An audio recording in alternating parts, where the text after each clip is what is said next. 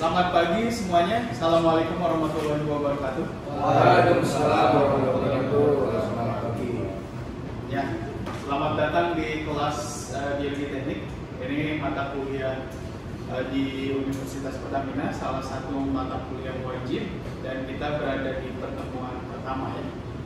Sebelum kita masuk ke penjelasan materi dan apa yang akan kita pelajari, setiap pembelajaran itu ada RPS-nya. Jadi semacam rencana pembelajaran semester ya.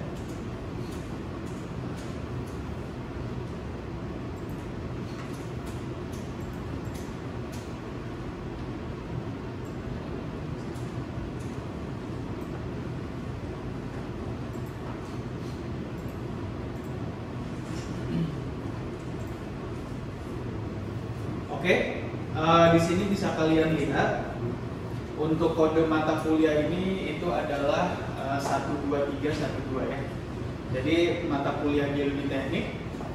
Kemudian kita akan melangsungkan kuliah ini secara tatap muka. Ya. Jadi secara tatap muka,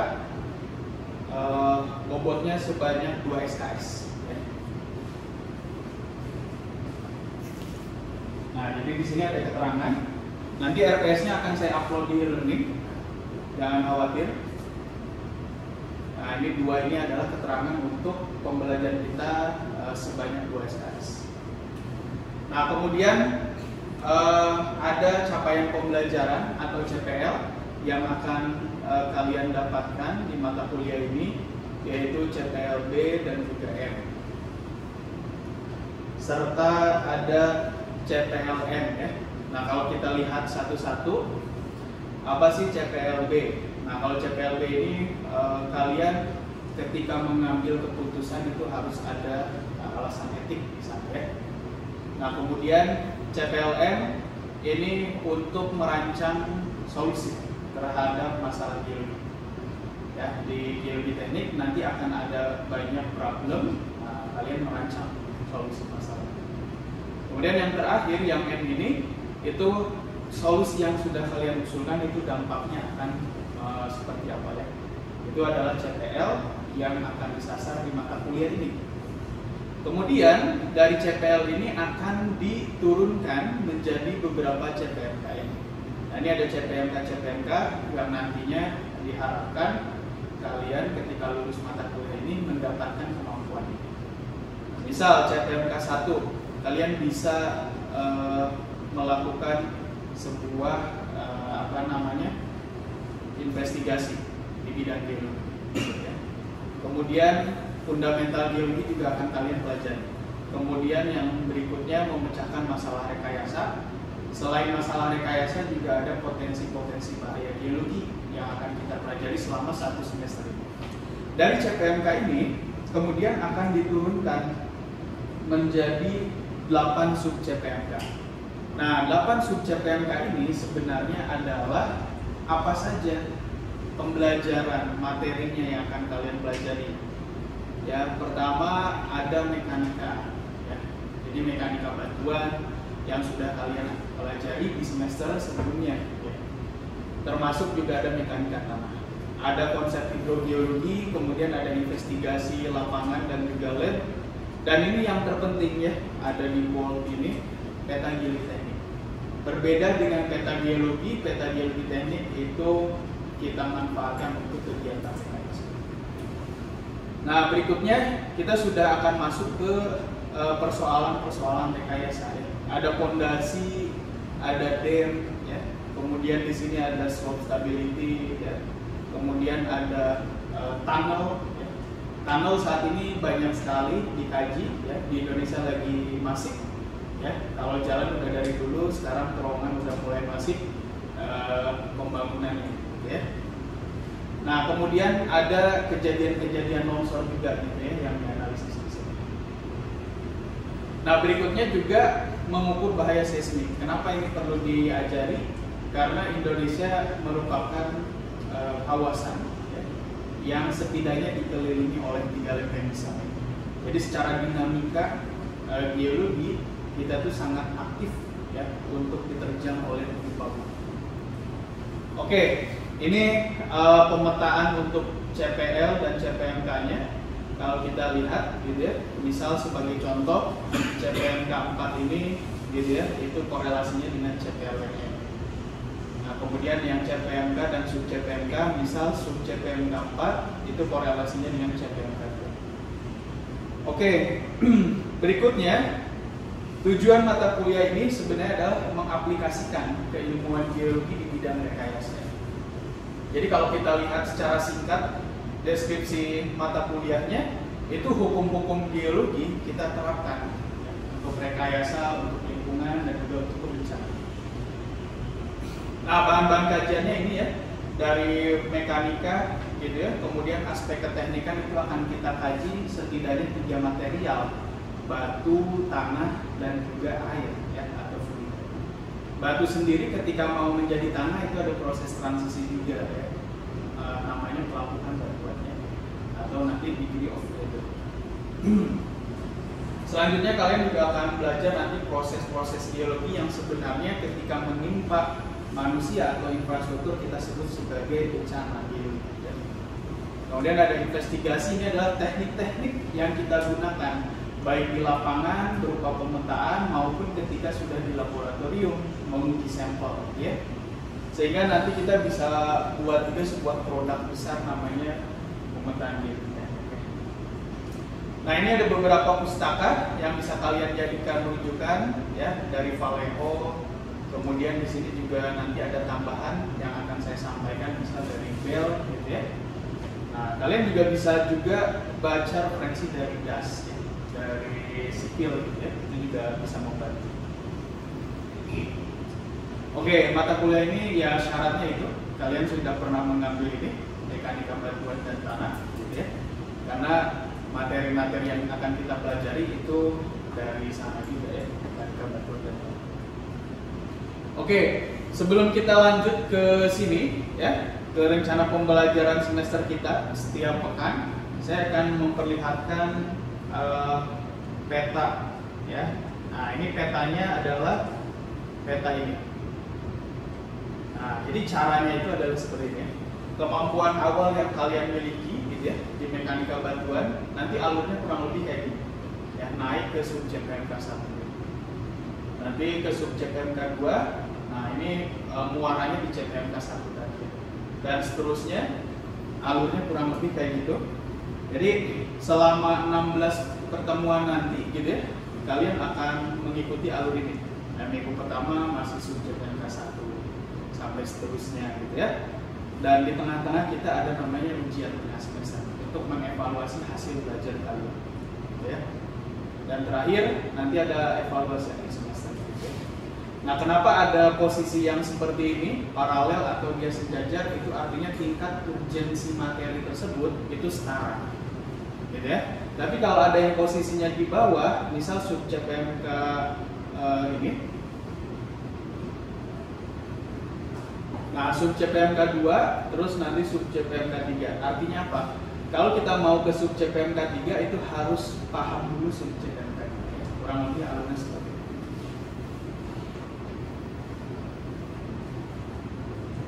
Oke, ini sebagai contoh ya. Nanti RPS-nya akan saya share di e-learning. Kalian bisa download di sana. Pekan 1 sampai 2 hingga 3 itu kita masih menyasar sub CPMK 1. Jadi terkait dengan konsep mekanika batuan dan tanah. Ini adalah indikator dan juga kriteria dan teknik. Ya. Kalau indikator itu ini adalah parameter yang akan dijadikan acuan untuk menilai hasil pembelajaran kalian. Nah, jadi yang pertama misal tegangan efektif. Ya. Ini materi yang akan kita pelajari. Kemudian parameter buat geser tanah ya. Nah, kemudian properti fisik gitu ya, sampai nanti klasifikasi masing-masing. Nah, di sini nanti ada rubrik penilaian. Jadi untuk memastikan bahwa setiap asesmen yang dikerjakan oleh mahasiswa itu dinilai dengan standar yang sama. Ya.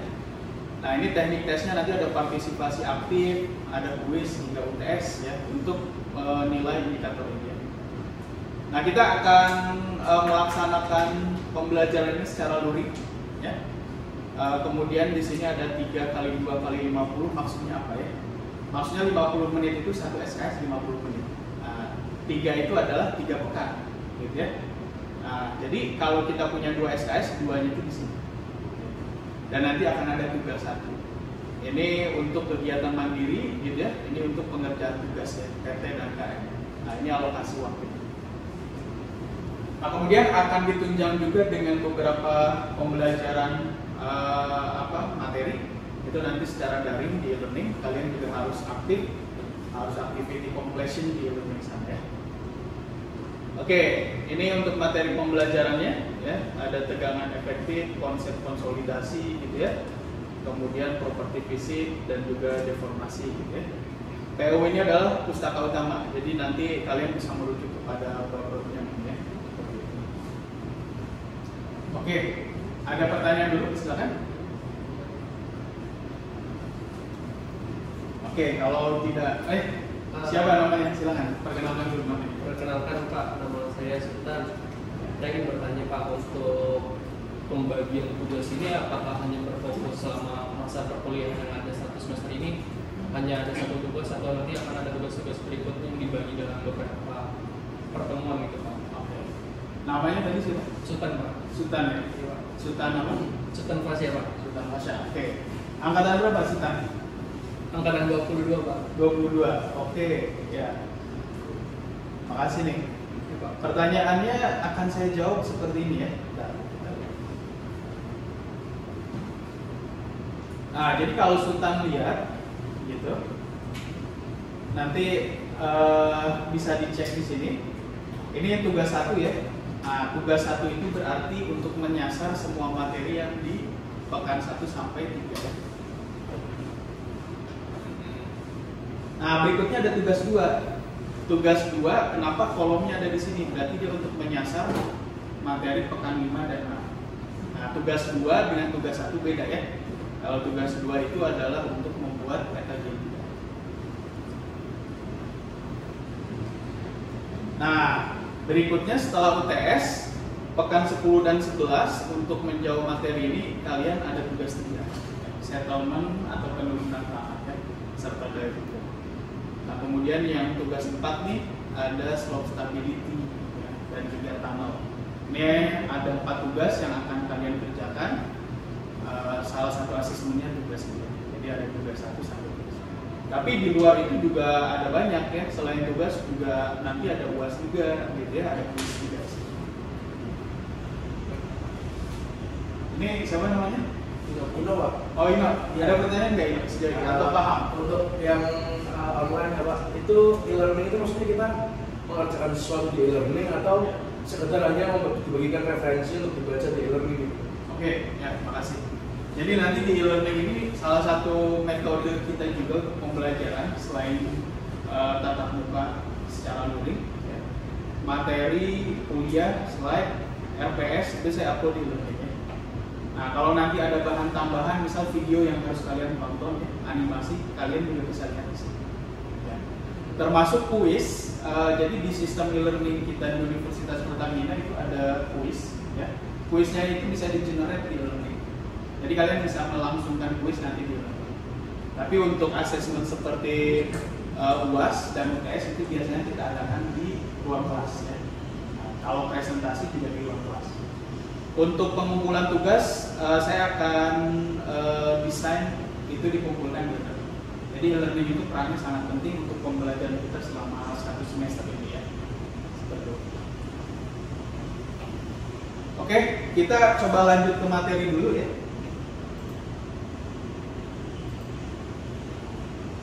Ya, kita balik ke slide yang ini.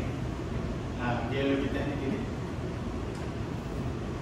Oke, sebelum kita lanjut, saya mungkin akan memperkenalkan diri saya dulu ya. Seharusnya sih di awal ya, tapi nggak apa-apa.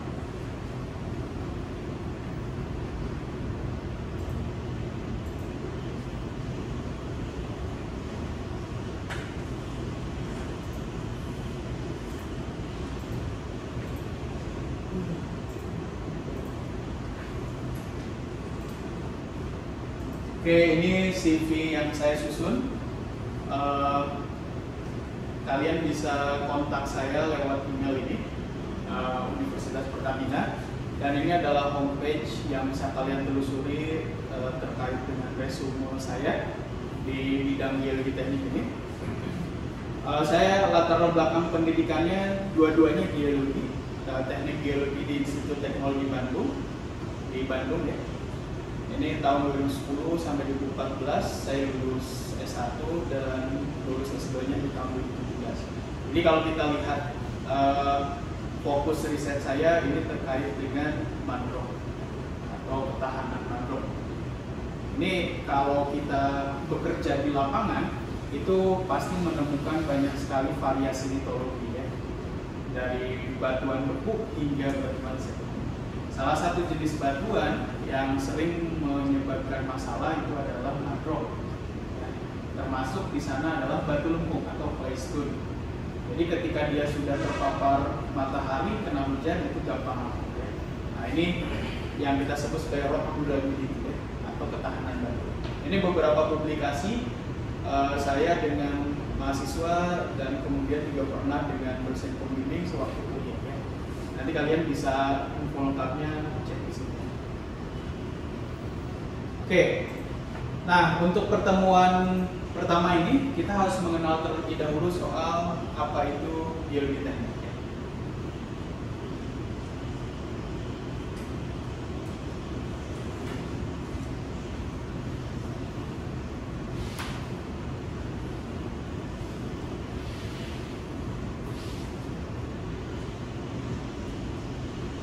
Oke, nah ini Sultan.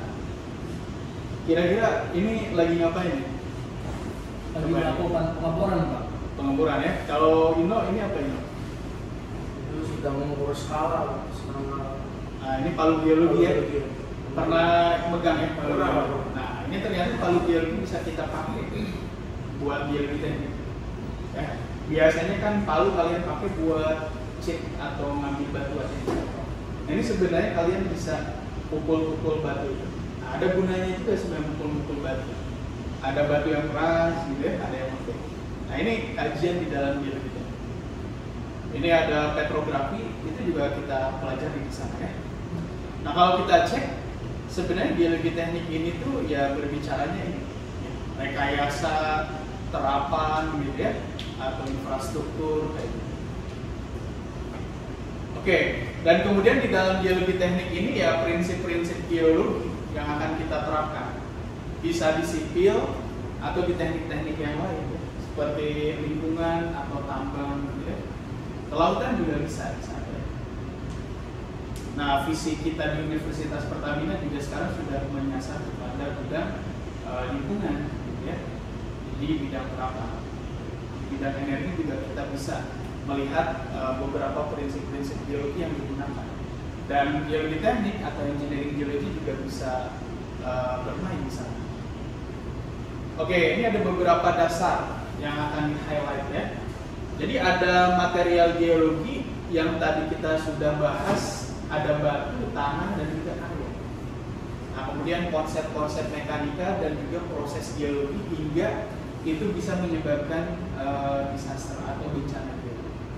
Ini kajian-kajian kita di dalam mata kuliah ini ya. Oke. Selain kita belajar soal konsep mekanika, proses geologi, kita juga mengikuti soal teknik instrumentasi. Ya, ini alat-alat seperti yang kalian lihat di depan ya. Ini misal sebagai contoh ada direct shear. Jadi alat ini bisa kalian gunakan untuk mengukur kekuatan batu tambah dengan cara digeser ya, sehingga dia menyebabkan bidang retakan. Nah, ini seberapa kuat kira-kira ya? Ini namanya alat direct shear. Terus di sebelah sini ya, sebelah barat kita lihat ada alat select durability. Jadi alat select durability ini juga untuk mengetahui kekuatan ya. Tapi spesifiknya mensimulasikan proses pelapukan yang terjadi di alam gitu ya, dengan alat namanya select durability. Di lab ini sebenarnya ada beberapa alat gitu ya, di lemari gitu ya, semisal seperti Schmidt hammer ya. Itu juga untuk mengetahui sifat mekanik dari batuan gitu ya.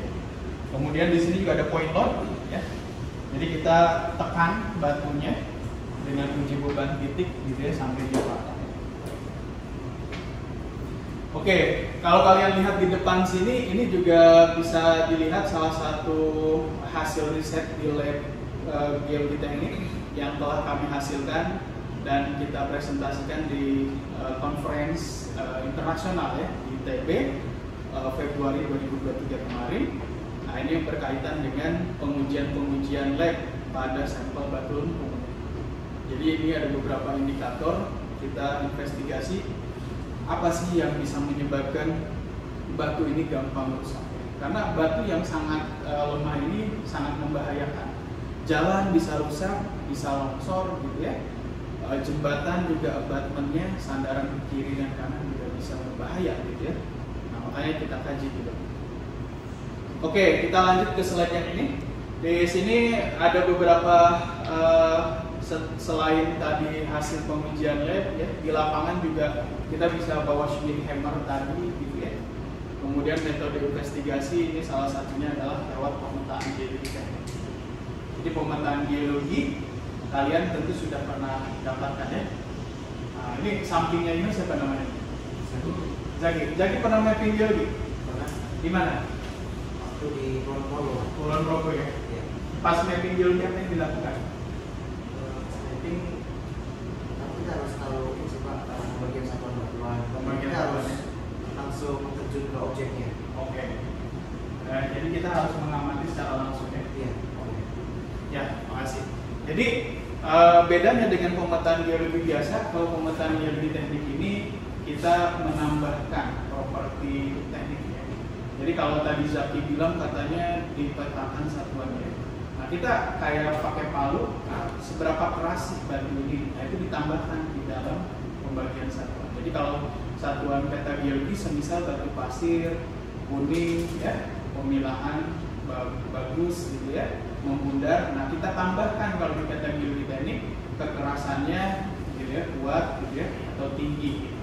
Jadi ada properti keteknikan, baik itu kuantitatif maupun kualitatif bisa kita tambahkan. Gitu. Oke, nah ini ada yang kenal di foto ini? Ino, ada yang kenal? Kenal ya? Iya. Sultan tadi angkatan 2022 ya? Kalau Ino angkatan berapa? Angkatan 2021 Pak. 2021 ya. Nah ini ekskursi kakak kelas kalian kemarin ke salah satu bendungan terkenal di Jawa Barat, itu di mana nih? Ada yang tahu nggak? Cirata, ya. Perbatasan Purwakarta dengan Bandung ya. Nah mungkin kalau kalian lihat gitu ya, di kakak kelas kalian beberapa. Nah ini pemateri geotech engineer gitu ya, yang sedang menjelaskan bahwa ternyata bendungan ini memerlukan investigasi dari orang geolog karena ditemukan di bagian sini gitu ya. Nah di bagian sebelah sini, nah ini kan semua lagi pada lihat ke sana, itu ternyata sebuah mudstone atau batuan yang gampang hancur sebenarnya ya. Dan disinyalir di sini juga ada struktur geologi yang terus dipantau setiap bulan pergerakannya. Nah ini adalah jalan umum, biasanya di atas dari bendungan itu dibikin jalan. Jadi masyarakat itu sebagai sarana transportasi itu bisa lewat sini. Ini daerah Bandung, nanti kalau lewat sini, nah ini ke arah Purwakarta. Gitu ya. Nah ini bendungan ini membangkitkan listrik-listrik di Jawa dan Bali. Nah kalau ini ada yang tahu gimana? Cisumdawu ya. Cisumdawu Twin Tunnel. Jadi terowongan kembar pakai metode NATM ya, dari Austria. Jadi metodenya ini ya kembar nih. Sebenarnya ada satu lagi di sini ya. Ada satu lagi terowongan. Nah, kalau kita lihat, nah ini terowongannya menembus material tuf ya. Dan tufnya itu ternyata lapuknya tinggi. Jadi kalau kita salah membedakan, mendeskripsi itu bisa menimbulkan kerugian. Ini cerita yang saya dapat, ada dua konsultan sebenarnya dari dua negara yang berbeda ya di sana. Jadi kalau kita lihat yang satu bicara ini masih materialnya batu ya, yang satu masih berbicara ini tanah. Nah, ada perbedaan harga di sana sebenarnya. Jadi kajian kita di geologi teknik yang utama tentu adalah deskripsi batu ini harus kita jelaskan sebaik mungkin. Kalau dia lapuk, lapuknya itu lapuk yang seperti apa? Karena lapuk itu kan ada yang masih ringan, gitu ya, ada yang juga sudah tinggi sekali. Oke, ini beberapa buku yang kalian nanti bisa cari untuk kalian jadikan materi pembelajaran. Ada engineering geology sesuai nama mata kuliahnya. Engineering geology berarti geologi rekayasa atau teknik. Kemudian ada engineering geology. Ini geologi teknik juga. Nah ini dari David George Price gitu ya. Kalau ini dari Bell.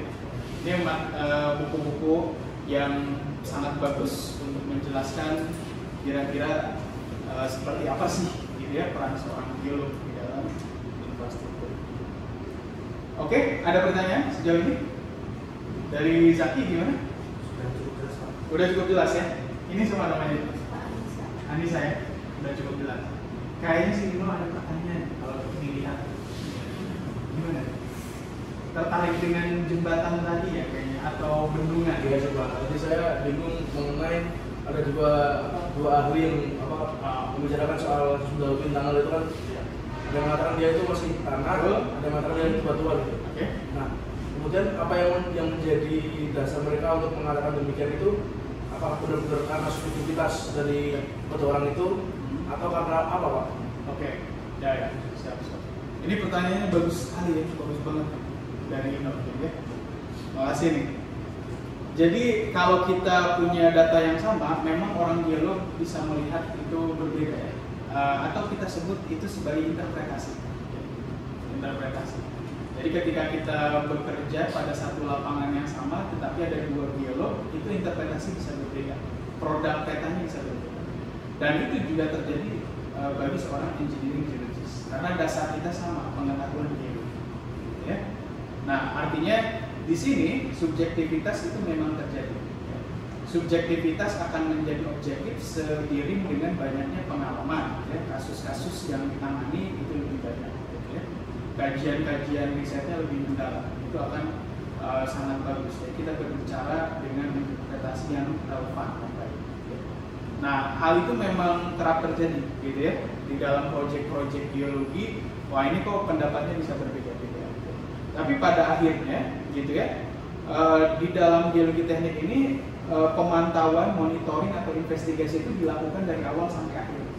Jadi tidak mesti dari awal saja, oh habis bikin peta geologi teknik ya udah beres, enggak, gitu ya. Sampai ketika terowongan itu dibangun, digali, gitu ya, dikeruk, dikasih semen, gitu ya, dikasih steel rib, baja, gitu ya, sampai sekarang udah jadi, itu peran geologi masih ada, ya di sana.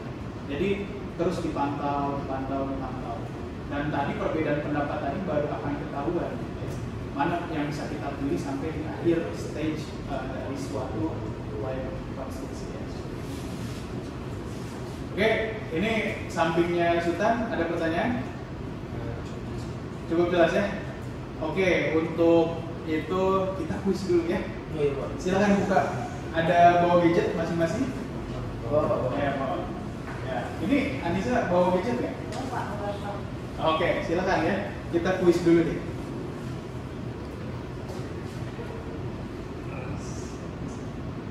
Ya, silakan. Ini kuisnya nih. Belum muncul.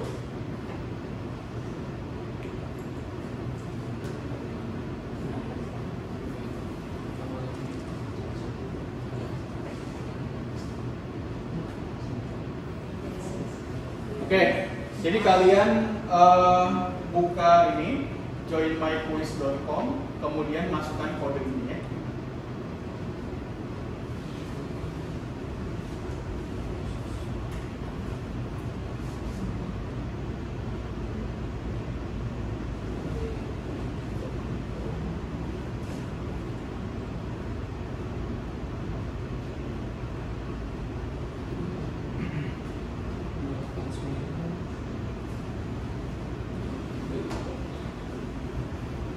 Kodenya 289735 ya.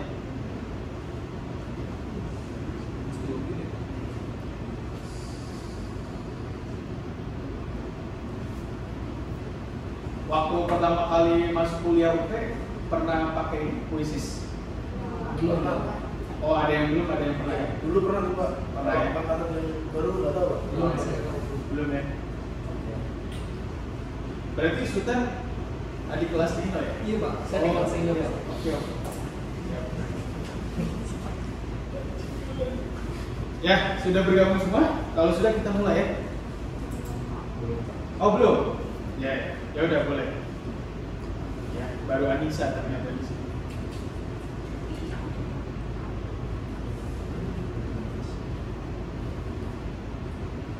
Oke, Marcelino.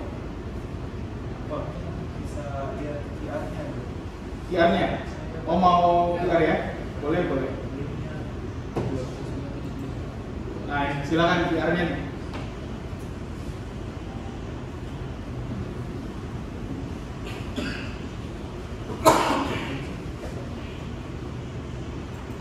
Oke, kalau emang ada yang terkendala bisa nanti nggak apa-apa, gitu ya.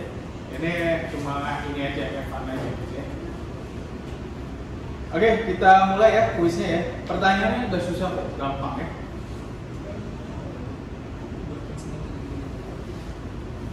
Ini sampingnya Zaki siapa namanya? Saya Farel, Pak. Farel ya? Iya. Seangkatan Nino atau seangkatan Sultan? Saya di sini ada tingkatnya Pak itu. Oh, dari tingkat seangkatan Sultan dong, bener. Oh, seangkatan. Udah sama-sama kenal kan Sultan Sudah, sama Pak. Sudah. Farel udah. Satu kelas kita. Oke, kita mulai ya.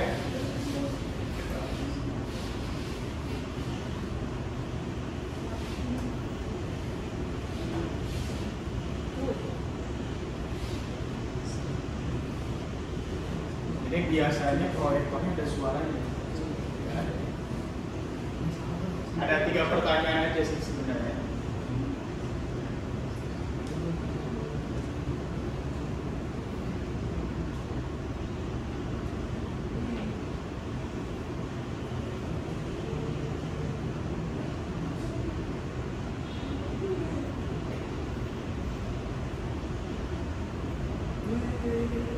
Oke, udah ya.